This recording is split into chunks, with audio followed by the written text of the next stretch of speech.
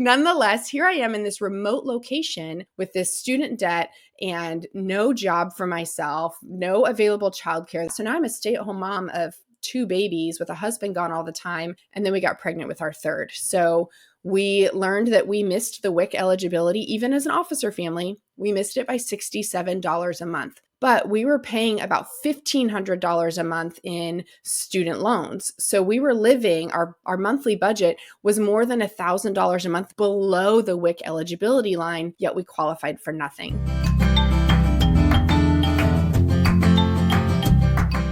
Welcome to More Than a Milspouse, the podcast for military spouses who want to live with more meaning and less overwhelm. I'm your host, Christine, seasoned military spouse, mom of 3, life coach, and your guide to intentionally designing a life you're excited about as a military spouse. I'm here to help you get the clarity you need so you can get unstuck and unlock your purpose and potential. Because you, my friend, are more than a milspouse. You have something valuable to offer. And when you pursue the things that light your heart on fire, you trade frustration for fulfillment and isolation for a life of impact. It's time to discover who you are meant to be, because together we can change the world. We are currently working our way through the Milspouse Transformation series. Today's focus is on our body and what we can do to care for our physical health and well-being. Now, there are a lot of different directions that we could have gone with this episode because there's a lot to caring for our body. And there's a lot that goes wrong when we don't care for our body. But my goal is to provide practical takeaways for you from each episode. And often that means narrowing down what we are going to talk about. So today we are going to be talking specifically about nutrition and how to be healthy on a budget. Fueling our bodies is important, but trying to figure out how to eat well can sometimes feel overwhelming. There's so many different voices out there, and how do we know who to listen to and who can completely understand what it's like to try to be healthy in this military lifestyle where there's a lot of uncertainty, there's a lot of change, there's a lot of transition. And on top of that, trying to eat well when funds are tight can sometimes feel impossible. And that's why I'm so excited to introduce you to today's guest. As a family nutrition expert and researcher, Heather Campbell has spent her time and energy helping families connect with what they need to adequately feed themselves. And as a military spouse, she had spent her time and energy advocating on behalf of the 1 in 4 military families plagued by food insecurity. She is passionate about educating military and civilian leaders about the needs of this community and used her own story to help other military families eat well when funds are limited. All right, Heather, welcome to the show. I would love for everyone to get to know you a little bit better. So would you just tell us a little bit about yourself? And then I would love for you to share a little bit about your military spouse story and what it was like coming into this lifestyle. Yes, thank you so much for being here. Well, I guess having me here. Getting this opportunity to meet is really fun. I love this virtual component of our community, especially living in different time zones. I previously lived in Alaska, so I was like starting my day as everybody was taking their lunch breaks. So I really love when we get to connect with different people and bring in these ideas and, tap into different expertise in our community. So thanks for having me. I'm a registered dietitian by trade. That's what I was going to do when I was a grown-up prior to marrying the military, right? We all have this goal of what we think our life will be, and then it shifts a little bit. My background is in pediatric and family nutrition. And before I worked in nutrition and was a dietitian, I actually worked in personal finance. So those skills have all come in really handy being married to the military. I'm married to an active duty Air Force member, and we have moved quite a lot. We have 3 very busy kids, and we've been primarily one income as a household for the last 10 years. So I'm really thankful for my training and my background and how it's come into play, but it hasn't made it necessarily any easier to navigate some of those tricky parts of caring for our finances and caring for our body. But I have an advantage that I have professional background that I can pull from to sort of bring in resources and know how to manage that for my family. So it's been a lot to navigate. I love it. Life is busy. I'm never, ever bored in my house. There's not a lot of quiet moments, but even with all the stress, we have a really beautiful life and a beautiful family. And we're very thankful that we get to do this life together. I love it. I have 3 kids as well, so I know how busy.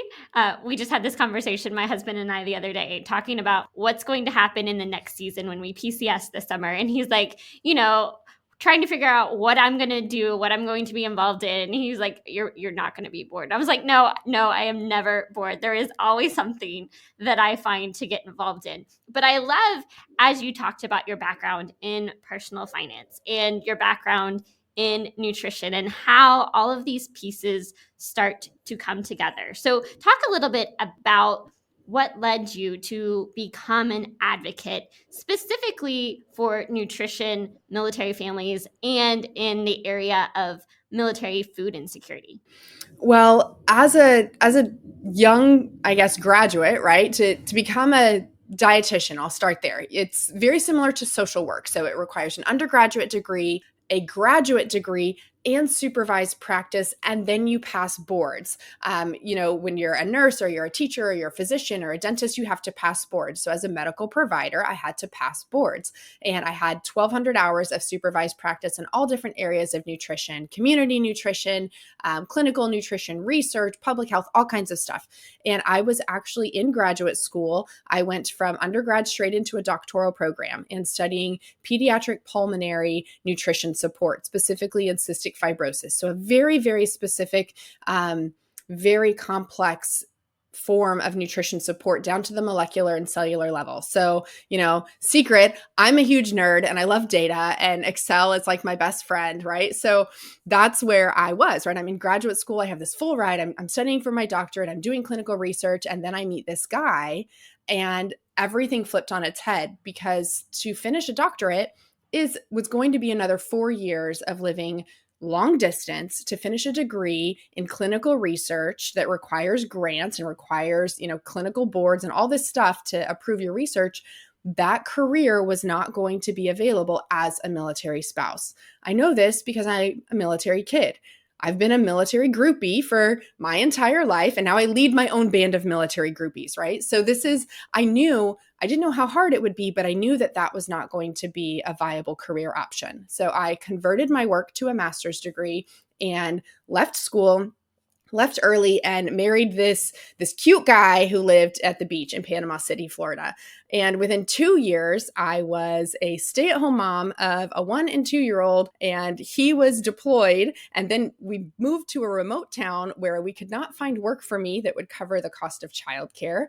And now we've got student loans and one income. And even as an officer, young officers, if you've never looked at the pay scales, anybody who's listening, I recommend that you look at all of our young service members, anybody who's in their first 5 years of service, enlisted or officer. It's adequate for one person. It is not super great for two, or in our case, four. Our family grew quicker than we anticipated. That was not in the plan, which is kind of a theme of our military journey. But we can all relate. Yeah, nonetheless, here I am in this remote location with this student debt and no job for myself, no available childcare. There's very limited childcare options, no mom's morning out or drop in or anything like that. So now I'm a stay-at-home mom of 2 babies with a husband gone all the time. And then we got pregnant with our third. So we learned that we missed the WIC eligibility. Even as an officer family, we missed it by $67 a month. But we were paying about $1,500 a month in student loans. So we were living, our monthly budget was more than $1,000 a month below the WIC eligibility line, yet we qualified for nothing. So as I sort of navigated that, it was very stressful. It was a very hard time in our parenting, in our marriage, in our lives. But as we sort of got a few years in and we relocated and he promoted and things just got a little more breathing room. We came up and were able to sort of assess the damage of that season and then start saying like, why was it so hard? Why, when I have a background in personal finance and a background in nutrition, did we still struggle? And if we're struggling as an officer family and I have professional expertise, what are my community members doing? What are my peers doing? How can we help? Where is the disconnect? What are we missing? What resource do we need? What education, right? This is that researcher brain kicking in like, wait a second, hang on. Now that I know that this is a problem, we have to get to the root of the problem so that we can start addressing where solutions need to happen, right? That led to accidental advocacy. And as you learn more about it and conversations get elevated, eventually now I've worked on a brief that went to the White House Hunger Conference. I've met with multiple legislators. I've met with leadership in the Pentagon, and I've had this really unique opportunity to bring in my lived experience with my professional expertise, all while still somehow navigating being an unemployed military spouse. It's a very weird place to be a nationally recognized expert, but then, also at the end of the day, like I'm in carpool line, and we're navigating one income. So it's been a lot to learn and not something that I saw my life going towards when I was, in grad school or even when I left to marry this cute guy. This is not what I thought it would turn into, but here we are. Yeah, I got to that season of life with littles, and partly because of the lack of childcare and partly because the lack of paid maternity leave, I called myself an accidental stay-at-home mom because that was never my intention. And yet that's where I found myself in that season of life. And what I always talk about is how we're able to find purpose in each season and how we can use our experiences to help others. But that doesn't always translate to a paycheck. And when we live in a Right. culture that places such an emphasis on finding value in how much you earn, that can be really difficult. And I think what you're saying is a testament to you can be making a huge difference. And that feels really good. And yet there's still that sense of, is my work valued? Because I'm not getting a paycheck for what I'm doing. Absolutely. There's times, where I just feel like, gosh, I'm just trudging uphill in waist deep mud and this is exhausting. Are we even getting anywhere? And then I'll go to Washington DC and I'll have a meeting, and I had somebody recently tell me thousands of military families owe you so much and they have no idea. Hey, we changed this piece of legislation language based on what you've been reporting to us. Hey, we visited this or we looked into this and what you said was true, and this is the action that we're taking. Those are those really validating moments. But then at the end of the day, I've got like social media influencers who are promoting things, who are getting paid, and I'm trying to like literally change an entire system of support for our all volunteer service. And so sometimes it does feel really exhausting. And I've recently had a shift in my mindset about that 100 years ago, right? 100 years ago, early 1900s, 1920s, we had all of these women who were promoting women's suffrage, right? They wanted women's rights, all these things. The only people who were really able to promote that and use their time and talents and resources to advocate for a community were women who were wealthy, women who had their children taken care of, their houses taken care of, and could afford to not work, right? They didn't need mom to be sewing or working in a factory. And so, when I sort of shift that mindset that while money is tighter with one income than it would be with two, it really is a privilege to be able to use my time and talent and resources on behalf of the greater good. Do I think I should be paid for my expertise? 100%. But there's a lot of freedom and power in knowing that I get to pick up projects that I want to pick up. And if I don't agree with what it's doing or what it's promoting or what it would cost my family in energy and resources, then I don't pick it up. And that's freedom to grow as a professional and to learn lots of new things like about legislation without the pressure of employment or worrying about losing a job. So while I would love to someday have a big girl job and do something with all of these things that I've learned, it's really, really neat to be able to work without the pressure of needing my income, because currently the military income that we have takes care of all of my family's needs. And so I get to do the things that I feel called to do, which is really special. And not everybody gets that opportunity. Yeah. And it's really not about having the income as much as it is about having the life balance and having that freedom, that flexibility to create a life that truly is fulfilling and makes an impact. And at the end of the day, that is what really matters. Now, I know lots of us are trying to make ends meet, and whether that means trying to save the cost to be a one income family because we're in this place where it just is not feasible for both of us to have incomes, or we're working a job where we want that flexibility and we don't have it. One of the first things often to go is the focus on ourself and our physical health and well-being. And so I would love for you to just talk for a few minutes first just about this concept of being healthy and what that looks like to you. I think that, being healthy can be somewhat misguided in media or in our community of we think that it's one way, and we know as we get older, as we live more decades, that isn't always the best picture of health, right? Case in point, I have a very small frame. I've always just had a very thin frame. I don't gain strength well, which was difficult when I was doing gymnastics and doing lots of lifting. It's hard because I don't gain strength well, right? So I have this very thin body frame. However, I had heart surgery 5 years ago. Lots of people don't know that. Lots of people don't realize that, right? So health doesn't always look a certain way. My husband is a giant human being and is exponentially healthier and stronger and faster than I am and better at taking care of himself. So, you have to sort of look at health from a holistic perspective of not only physical appearance, but energy, rest, stress management, finances, and like you said, creating the life that you want to live, creating a life that you enjoy and not being so busy preparing for the future, right? Like I said, we paid off student loans with one income. You don't want to be so busy paying off the student loans that you forget to live life in the season that you're in, and everybody's balance looks different. Now, I don't recommend living on credit cards and in debt and above your means. I don't think that that's the end of balance you want to be on. But I've also seen families that are so worried about being frugal and saving money and putting it into the bank because they have this picture of a bank, right?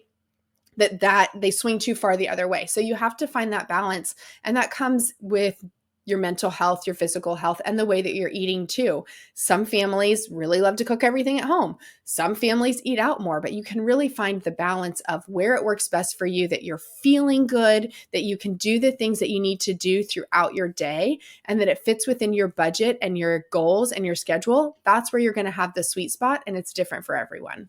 No, that's really good. And really focusing on what it looks like to feel good throughout the day and to not get to that place of feeling so fatigued or burned out or overwhelmed that you find yourself not able to fully enjoy life, or to get to this place where we're so busy and we're trying to do all these things and we're not able to embrace what is and really be able to love life right where we are today. So when we talk about trying to be healthy and have energy and be able to enjoy life, what are some tips that you have for us?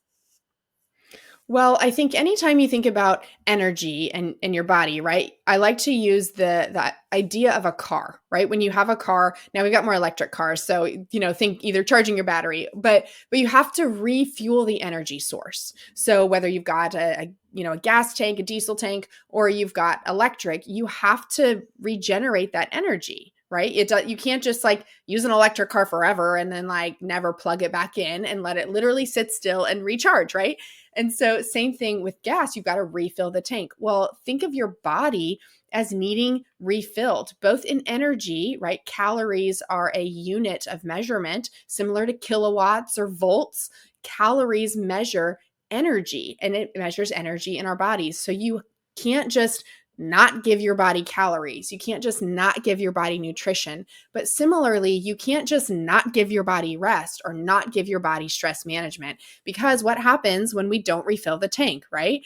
The gas light comes on and it's burning on your on your dash, and you're like, oh, yep, I should get gas. And you keep going anyway, you're going to end up broken down. And then you're going to have to call in extra resources to get you going again, right? The same thing happens with us. If we're neglecting any of those check engine lights within ourselves, then we're going to end up broken down, and we're going to need to get extra resources to get on the road again. So when we're talking about fueling yourself well, you have to make sure that you're paying attention. I know for me, when I get very, very stressed or very worried, my appetite goes way down. I get a very nervous stomach. I get knots. I feel really nauseous. So then I don't eat. So then my energy goes down because my gas tank is full. So then I get more worried that my energy is down, and then I don't eat because my stomach gets worse, and it's this spiral, right? So I know that about myself. Not everybody's like that, but I can start to recognize now when I'm entering that spiral, because I have to intervene and make sure that I'm taking care of myself well. So, when you talk about fueling your day and fueling your body, you have to know what that balance is of literally fueling yourself well, but also making sure you're resting. It's really starting with that recognition and taking that time to get to know yourself and to be aware of what's going on, so that you notice when something starts to feel off, when something starts to feel different, when there are all of these external factors causing more stress, and you start to notice that you are thinking or behaving in a different way. And it's easy to get sucked down into that negative spiral and like, well, this feels off. And then this happened because of that. And now this is off. And then I get to this place where we can very quickly become unhealthy. So I think that's really great for starting with just that awareness and that recognition of what's going on inside of us. Now, when we think about fueling our bodies, there are so many people out there telling us, do this. No, this is the right way. You need to eat keto, or you need to like cut out carbs. You need to like be all plant-based. And it can feel overwhelming. And we hear so many different things that we get stuck and we're not sure what we're supposed to do. So, what's your advice there? My advice is generally we're going to talk in the bell curve, right? Think back to like high school statistics. Like, this is the bell curve. There's outliers. This won't apply to everybody, but in generalities, you want to follow the My Plate eating pattern. It comes from the USDA, the US Department of Agriculture. They're the ones who, when we were in school, back in my day, it was a food guide pyramid, and it was like these puzzle pieces that made like this little triangle, right? Well, they've redone the visual, and it's literally just a plate. And the idea is that half of the plate is full of fruits and or vegetables, and the other half is shared with your grain source or your carbohydrate source and your protein. One thing I really love about this visual is that it's not specific to like, yep, it's got to be meat and bread and this and that. It's nope, half of it's fruits and vegetables, whatever kind of grain works for you that you like to eat, because you should like what you're eating, right? So whatever works for your body that you like eating, and whatever protein source works for your body and you like eating. And when we think of that visual, it's not just for today's lunch or today's dinner, but it's the general pattern, also called diet. It's the pattern of eating. So maybe Friday night looks a little crazier. You have pizza and soda and you guys have movie night. But if your general pattern of 21 meals a week, right? 21 meals a week look pretty much the same in the overall pattern, then you're going to really start to notice that baseline of making sure you're getting in all of those nutrients from different colors and textures of fruits and vegetables, and that good balance of energy and bone and muscle strength from grain and protein. And anytime you have a change in your routine, I always recommend trying to eat in your normal eating pattern, meaning if you're going on a road trip, if you're PCSing like a military family, if you're going on vacation, know what those normal things are that are part of your body's sort of baseline, and try to maintain those as much as possible. When we travel or we have big changes, part of the reason some people get traveler's tummy or start having a lot of problems or make huge, lifestyle changes and they're not sustainable is because they change too much stuff at once and our body freaks out, right? So for me, I know that when I travel, I'm going to prioritize going into a gas station and getting some Greek yogurt. If that's the only place I can go, a gas station, getting Greek yogurt, and most places will have bananas. I know if I have a banana and a Greek yogurt every day, my belly's going to be, it can take pretty much whatever else I give it the whole rest of the week on vacation. But that goes back to knowing that baseline for you and your family. What's your normal routine? And then how do you maintain that? And making sure you're following that my plate visual is going to be a really great way to sort of start off in getting that good balance. No, I think it's great advice, especially when we talk about PCSing and taking these trips, because I know I've talked to so many other spouses and it's like, okay, we're PCSing. I'm going to gain 5 pounds through this PCS because you don't have your stuff. Your kitchen's not set up. You're on the road a lot. And it feels really hard to maintain some of those healthy habits. Plus, when you add in that stress of moving, then we tend to want to go for that comfort food and what feels good in the moment. So yes, PCSing and trying to eat well is challenging sometimes, but it definitely can help us navigate a stressful time. Well, and that's where you get that balance, right? Of what's that comfort food, but also bringing in some of my normal routine. So, hey, I know that today's an 8-hour drive day, right? I said we moved from Alaska last year. We've driven from Alaska to Alabama, from Alabama back to Alaska, and Alaska to Virginia. So I have crossed the continent 3 times in a vehicle. This last time we lived in our car for 5 weeks, and then we were living in a hotel for 7 weeks. So I went 12 weeks without my normal kitchen. So I get it. So you have to find those ways of like, all right, today's an 8-hour drive day. We're doing 500 miles today.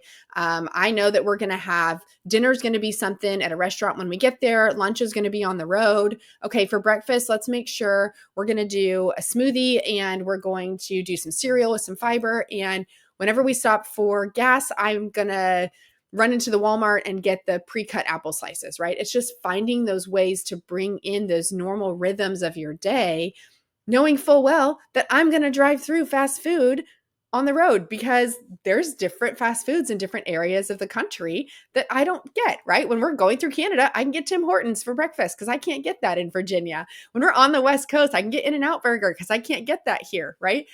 I'm from Nebraska. I'm going to get a Runza when we're going through the Midwest. So you have to know what those things are like, hey, that's a priority for me. That's going to be really fun. That's going to fill my emotional bucket a lot to have that simple thing that is really comforting and really fun.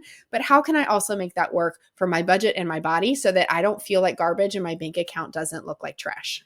Well, and it doesn't have to be all or nothing because sometimes we can get into that mindset of, well, I made a bad choice here, so I'm just going to forget about eating healthy until I get settled or until we're done with this PCS or this trip or whatever the situation is. And so it's really about that balance of saying, yes, I want to be able to enjoy some of these things that I can't get anywhere, like you in Alaska not having Chick-fil-A, and I'm sure it feels good to be somewhere where you can get Chick-fil-A again. But I can. There's 2, like within 10 minutes of my house. Like, all right, which direction are we going today? Where am I going to pick up my ice cream cone when we're out? Like that's really fun. it is. So I'm not going to buy ice cream and serve it at home because I'm going to say, hey kids, today was crazy. You guys just got off the bus. Get in the car. I'm going to go get ice cream. Do you want to come get ice cream with me? Because I'm going whether you come or not. So do you want to go with me to get ice cream cone at Chick-fil-A? That's really fun. That's something that we enjoy, but it's also out of the norm for our, we don't have ice cream every day after school. So that's where you get that balance of like, hey, this is a really fun thing we want to do. But I also know it's not going to go well for us if we do it every day.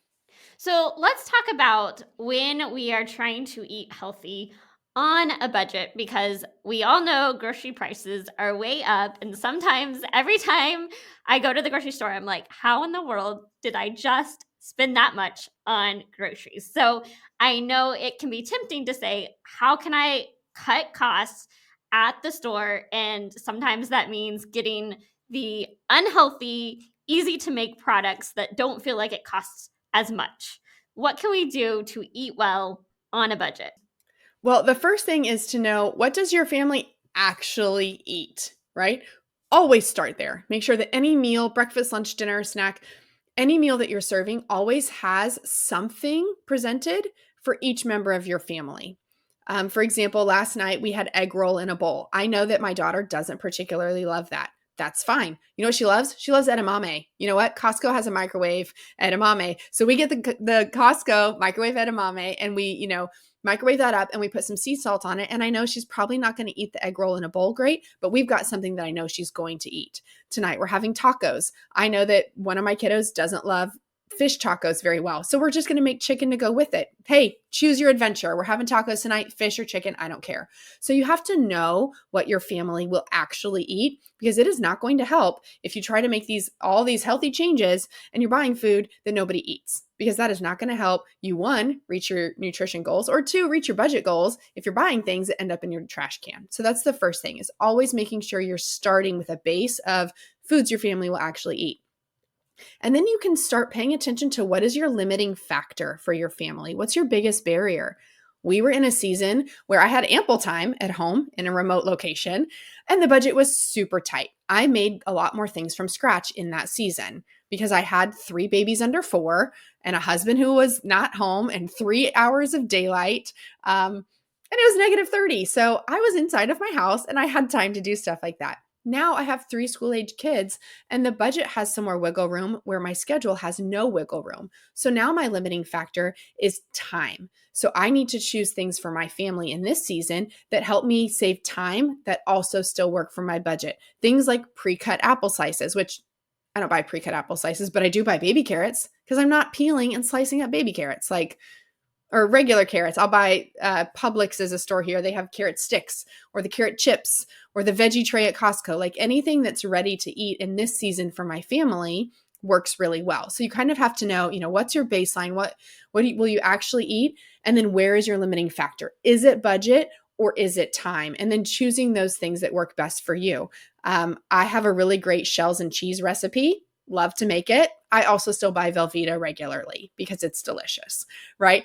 I would not say that Velveeta is the picture of health, but we really, really love it. But I'll serve it alongside, our main food and some roasted broccoli and something else. So at that point, I don't really care if they're having shells and cheese, right? So you have to find that balance of how are we following that my plate sort of method of eating, making sure we're getting fruits and vegetables on the plate, but also in a way that works for our budget and works for our schedule. So that's the first thing is, knowing your limiting factor and how can you navigate around that.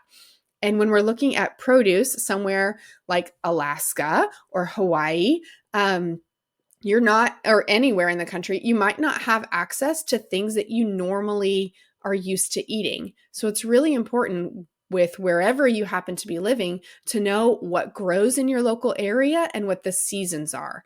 If you try to buy a fresh watermelon in January, you're going to be paying a premium. If I try to get a pineapple in Alaska, I'm going to be paying buku dollars for it, right? But I could get wild Alaska blueberries super easy. So you have to kind of know what's in your region. And as a military family, that means more brain work. But once you know what's in your local region and what's growing seasonally, then you can sort of take advantage of, apples are on sale right now because it's the fall. Looks like we're eating different apples every week because every week the apple sale changes, right? So by knowing what's on sale, it gives you that variety in the food that you're eating and also helps save you some of those dollars. Similarly, if you want, cranberries in July, you're going to pay a lot because cranberries don't get picked until after the first hard frost. So you're going to pay a lot for cranberries in July. They're going to be way cheaper in December. So I recommend making your cranberry dishes in November and December. What does that sound like, right? And your watermelon in the summer, what does that sound like? So when you look at those regular patterns of eating, what works in your local area, that's going to help you get lots of nutritious foods and also save those dollars when you're checking out at the grocery store. And sometimes there are not a lot of good, fresh vegetable and fruit options. Like when we lived in Guam, everything lasted maybe a day before it went bad. And so sometimes you have to get really creative about how to get healthy foods on the table. And we did a lot of frozen vegetables when we lived in Guam. Yes.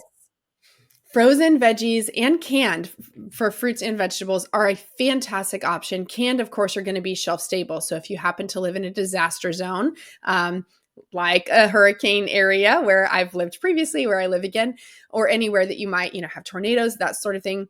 Having canned foods is a really great idea. Just have some on hand. You also can PCS with them really easily, so that's great.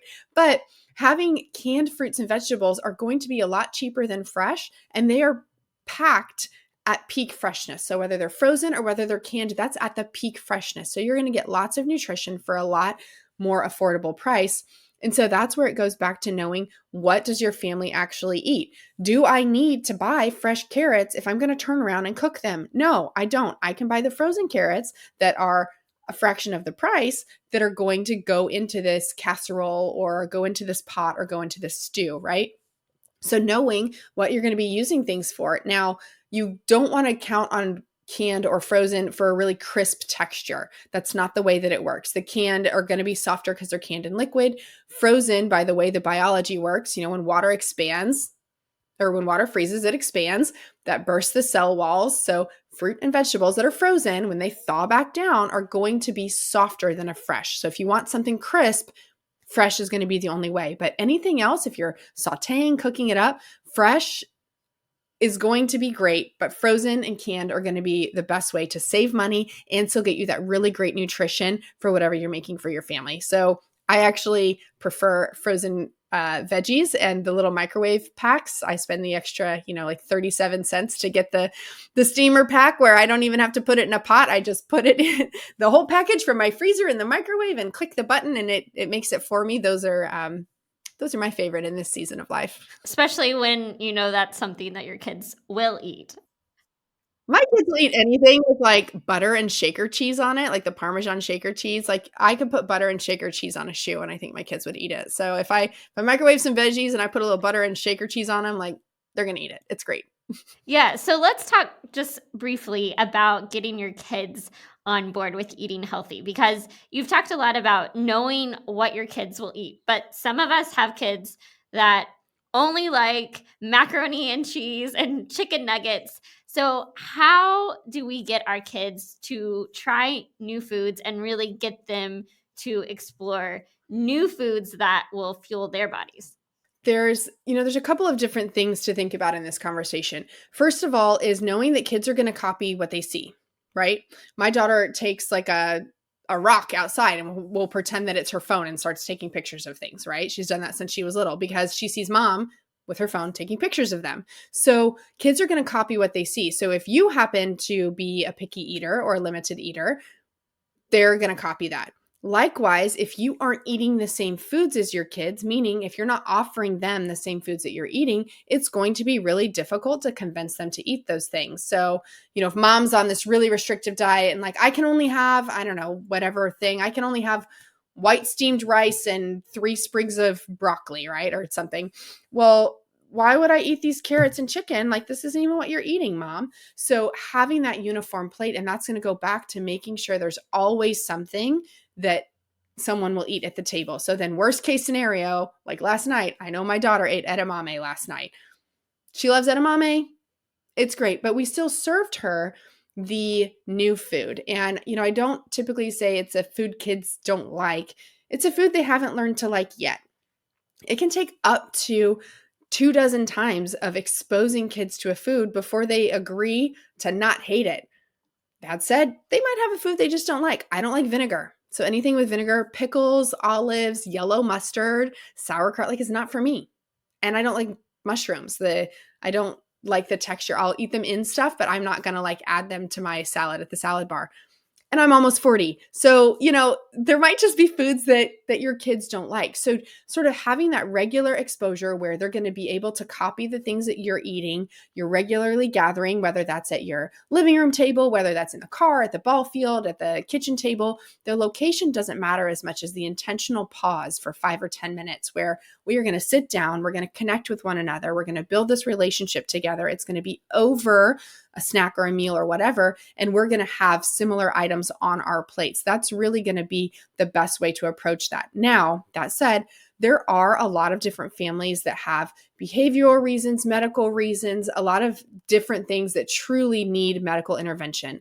If you are not having success with getting your kids to try different things or different textures, that's where you really want to talk to your medical provider. You want to meet with a registered dietitian who has access to your medical records, because there could be something underlying there that needs to be addressed.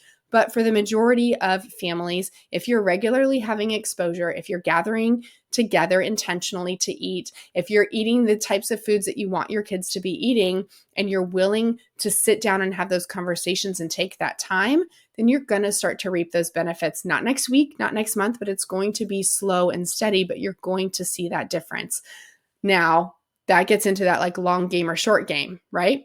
During PCS season, I don't really care. Short game is the winner. I don't care what you're eating. It's chicken nuggets and mac and cheese. But if I use that technique long term, it's going to be difficult to expect my kids to eat something else if I've always just defaulted to what's easy of chicken and mac and cheese. And now I am so surprised that, well, since they were two, I've been feeding them chicken nuggets and mac and cheese. I don't know why my 5-year-old won't eat the meal we eat. This is all they eat. So there's also some accountability on us as parents, right? Now, that's not the same in every situation, but I have absolutely worked with families where mom or dad or whoever the caregiver is not willing to engage in conflict with the kid. And like, I just don't want to listen to him whine about it, so I'll just give him whatever he wants. And it's like, okay, well, he's 4. That I don't think that's going to go well when he's 14. So you kind of have to pick your battles and know your child. You're the one who's the expert on your family. You know them better than anybody. You know whether it's a medical issue and something of severe concern, or if they're just not having it today and you're not picking that fight, right? There's a difference. And so it's really important, again, to know your baseline, know your people, and know what works best for you. Yeah, that's so important. And the more that we can make this a lifestyle thing, the more that we are moving towards not only helping ourselves be healthy and show up for ourselves, we are setting that lifestyle that's going to make a difference in the lives of our kids long term. So what I love about everything that you have said and shared with us today is that you absolutely get it. You know what it's like to be in this military lifestyle, to have these challenges happen, and what to do with that, how we can still set ourselves up for success and set our families up for long term health and success. So, I would love if you would just share a little bit about some of the efforts you are doing to support military families, and then let us know how listeners can connect with you and learn more about what you do. Oh my goodness, all the things. So I don't sit still well. That's what my dad told my husband before we got married was, good luck with her. She doesn't sit still well. So being a stay-at-home mom of 3 kids was like, well, I have a brain that needs to be used, and Bluey and peanut butter and jellies are not doing it. So what can I do, right? And then I keep like, I can help with that. I can help with that. Currently, most of my efforts go towards advocacy, and that's meeting with legislators, meeting with DoD officials, and educating about military families and the 1 in 4 families struggling to put food on the table. That's systemic. That's literally trying to change systems, which takes years and lots of repeat voices of multiple people saying the same things. On the local level, working with local families, nonprofits, organizations, which keeps changing because we keep moving, but wherever I can find that need of, okay, who needs to be fed and where? Who needs support? How can I help? What can I do? Whether it's my neighbor, whether it's helping at the food bank. We're starting a share table at my kids' school currently where kids will be able to give their excess food to this share table. And then kids who are still hungry can go up and take food, right? So we've got a nonprofit from Washington, D.C. that is sponsoring that for our school. So those are just a couple of the things I'm currently working on. Some things I've been working on long-term. I volunteer with the Military Special Operations Family Collaborative, and I'm a co-author on our book that we put together called The Warrior's Table. And it is all about the importance of military families connecting over meals. That project was sponsored by Harvard University and the Family Dinner Project. And it was a 6-author book where we all shared recipes and tales of success. And I share a story in there. One of the stories is how I forgot to put the noodles in lasagna, and I served it as lasagna dip, and that's just what we had. And I had like a house full of company, and it's fine. So I love that book. You can find that at their website, or you can just Google The Warrior's Table and you can get a copy for yourself or anybody else. And then also working with Independent, which is a nonprofit geared towards military and first responder spouses and their wellness. So financial, relationship wellness, spiritual, stress management, physical, all of the things. But we've created a workshop called Fuel the Homefront, which specifically addresses how to feed your family well on a budget.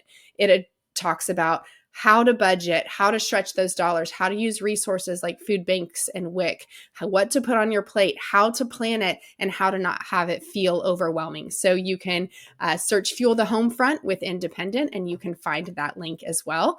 If people want to connect with me, my social handle is Glory Nutrition. I live mostly on Instagram, although there's a little bit on Facebook. And professionally, you can look up Heather S. Campbell on LinkedIn, and you will see so many things over there that make it look like I'm a grown-up with a real job and not just like a super volunteer. You are absolutely a grown-up doing amazing things in the world. I will have those links in the show notes for everyone. But Heather, thank you so much for coming on today and just sharing your expertise and knowledge with us. Absolutely. I'm glad to help. Thanks for having me. Heather has done so much for military families and specifically to address the issue of food insecurity in the military community. Her workshop, Fuel the Homefront, is available through Independent. And as you learned from last week's conversation with the executive director of Independent, it is in the process of being turned into a course for military families. So stay tuned for updates on that. But what I want you to walk away with today is the question, what can I do to better fuel my body? Because when we take care of ourselves, we feel good, we have energy, we are able to show up as the center of the home. And when we don't take care of our bodies, we struggle, as does everyone around us. So what is one thing you can do to take better care of your body? All right. In this series, we've talked about the importance of rest. We've talked about military spouse wellness and taking care of our mental and emotional health. We've talked about our physical health. There will be no episode because of the week of 4th of July, but the following week, we are coming back to talk about the third pillar, if you will, of taking care of ourselves. We've talked about mind, we've talked about body. Now we're going to talk about spirit, our spiritual health, which is probably the area that we have the most confusion around because research indicates that our spiritual health is important, but what exactly does that mean and how do we put it into practice as military spouses? That is what we are diving into next time on More Than a Milspouse. In the meantime, go download the Milspouse Transformation Guide, which helps you assess the 10 key areas of your life and begin your own journey of transformation from the inside out. It is absolutely free, and you can get it by going to the website or by clicking the link in the show notes. Until next time, may you live filled, fueled, and full of joy.